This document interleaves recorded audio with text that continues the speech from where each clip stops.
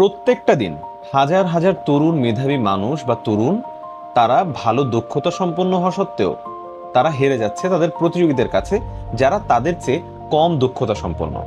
এটার কারণ কি? এটার কারণ হচ্ছে তার কাছে ভালো আইডিয়া থাকা সত্ত্বেও, জ্ঞান থাকা সত্ত্বেও সে সেটাকে সুন্দরভাবে প্রকাশ করতে পারছে না। অন্যদিকে তার যে প্রতিযোগী তার চেয়ে কম দক্ষতা সম্পন্ন, কিন্তু সে তার কথাগুলোকে সহজভাবে সুন্দরভাবে ফুটিয়ে তুলতে পারছে, আর সেই কারণেই সে একটা ভালো জব নিতে পারছে, সেটা ভালো ডিল করতে পারছে। দেখেন, আপনার পোর্টফোলিও অনেক ভালো কিন্তু আপনি সুন্দরভাবে প্রকাশ করতে পারছেন না, তাহলে আপনি ডিলটা কিভাবে পাবেন? একজন ভিডিও এডিটর ধরেন, সে তার ক্লায়েন্টসদের সাথে যখন কথা বলবে তখন যদি সে তার ক্লায়েন্টসদের সাথে যেই আলাপচারিতাটা হবে, তার কাজগুলোকে সে যদি সুন্দরভাবে বুঝিয়ে বলতে না পারে, ক্লায়েন্টস কিন্তু একটা সময় পরে আর থাকবে না, কারণ সে তার সাথে ভালোভাবে কমিউনিকেট করতে পারছে না। তাই কমিউনিকেশন স্কিলস থাকাটা সকল সেক্টরের জন্য খুবই গুরুত্বপূর্ণ।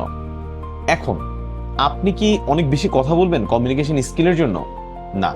কমিউনিকেশন স্কিল যদি আপনার মধ্যে থাকতে হয় বা আপনাকে যদি এটাকে ইমপ্রুভ করতে হয়, আপনাকে অল্প কথায় সেই কথাগুলোকে আপনি যেটা প্রকাশ করতে যাচ্ছেন তাকে সহজভাবে বুঝিয়ে বলতে হবে।